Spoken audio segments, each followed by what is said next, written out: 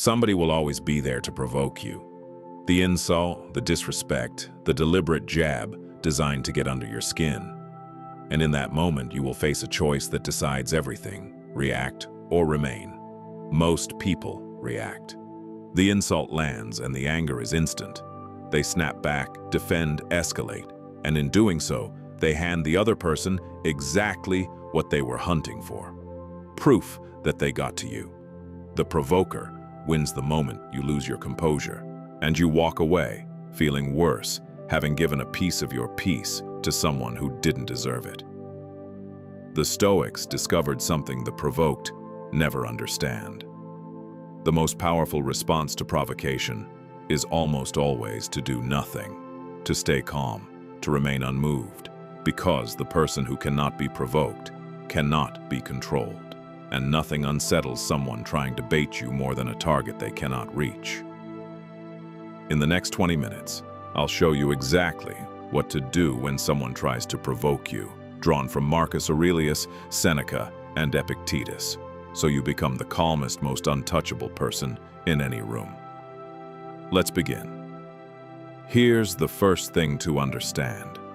Every provocation is a hidden contest for control, and most people lose it without ever realizing they were playing.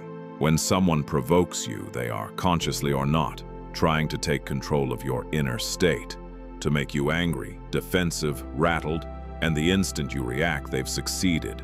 They've proven they can reach inside you and flip a switch. Your reaction is their victory. The Stoics understood this completely. Epictetus taught that no one can truly harm you without your participation, that the disturbance comes not from the insult itself, but from your reaction to it. The provoker can throw the bait, only you can take it. So the entire game changes once you see it clearly. Provocation isn't something that's done to you. It's an invitation you can decline, and the Stoic response is simply to refuse to play, to remain so calm and unmoved that the provocation has nowhere to land. Let's break down exactly how, starting with the moment everything hinges on. The first thing to do when someone provokes you is to recognize instantly what's actually happening. They're offering you bait. The insult, the jab, the disrespect. It's a hook, and your reaction is the fish they're trying to catch.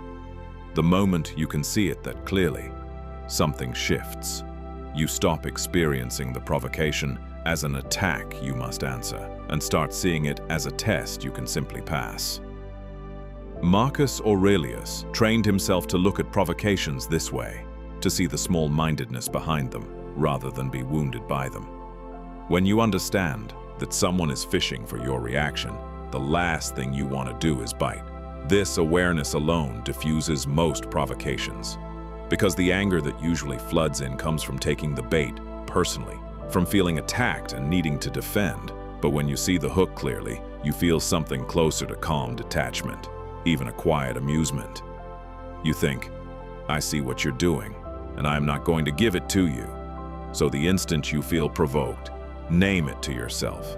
This is bait. They want a reaction. That single recognition puts you back in control, because you can't be manipulated by a game you can see clearly. And the next principle is what to do in the split second that follows. The second thing to do is the most important skill of all. Pause before you respond. Every provocation is designed to trigger an instant reaction, to make you snap before you think. And in that automatic reaction lives every mistake you'll ever make when provoked. The words you can't take back, the escalation, the loss of composure. The Stoics understood that between the provocation and your response, there is a space, and that your entire power lives inside it. Epictetus taught that it's not the event, but your judgment of it that disturbs you. And judgment takes a moment the provoker is hoping you'll skip. That pause, even a single breath, changes everything. In it, the first wave of anger crests and begins to fall. In it, you remember who you want to be. In it, you move from reacting to choosing. The person who can pause when provoked has already won, because they've broken the one mechanism the provocation depends on, your automatic response. So when someone tries to provoke you, do this before anything else. Pause. Take one slow breath.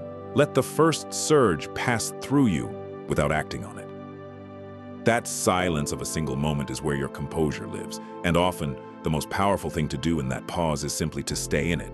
The third thing to do, more often than you think, is nothing at all. Let silence be your answer. We assume we must respond to provocation, defend ourselves, correct them, fire back. But the strongest reply to a jab is frequently no reply at all. Marcus Aurelius wrote that the best revenge is to be unlike the one who wronged you, to remain composed while they lose themselves. Silence in the face of provocation is not weakness or defeat.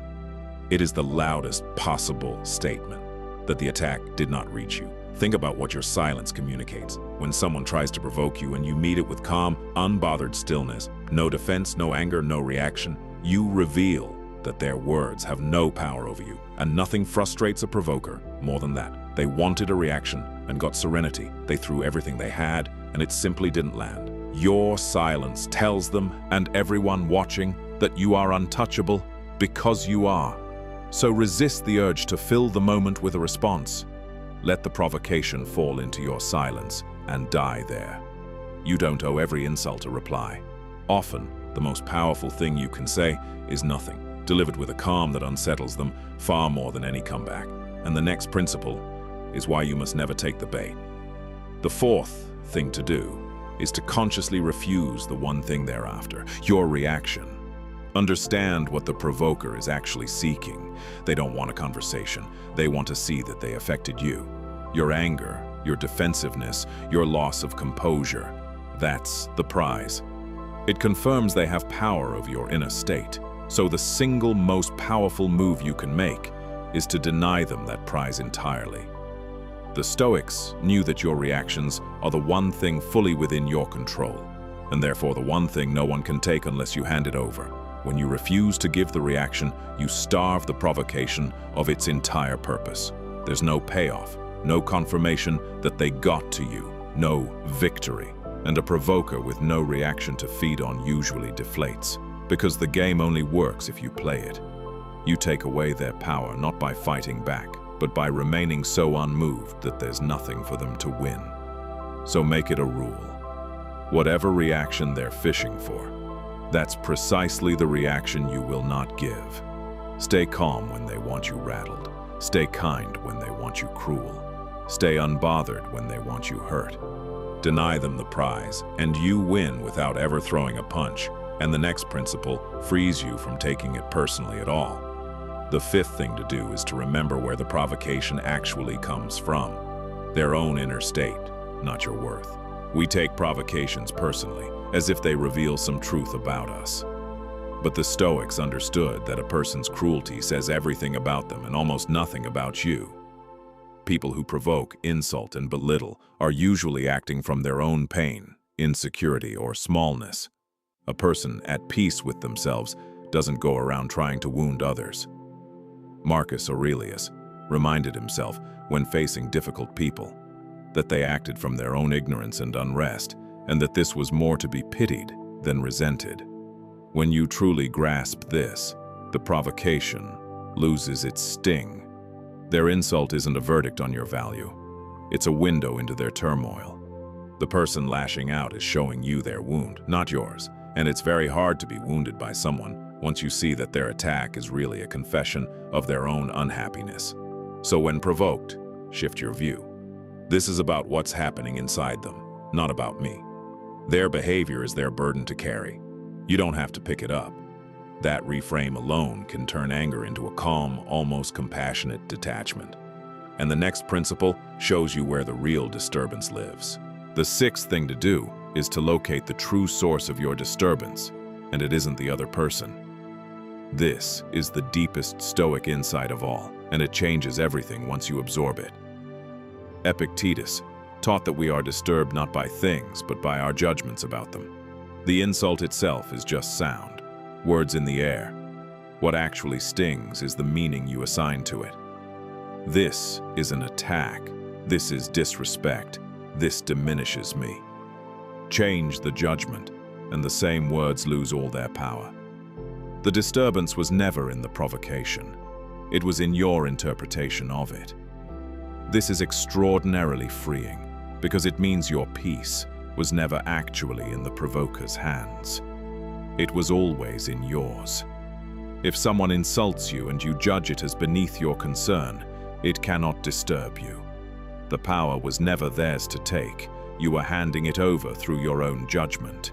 And what you can hand over, you can also keep.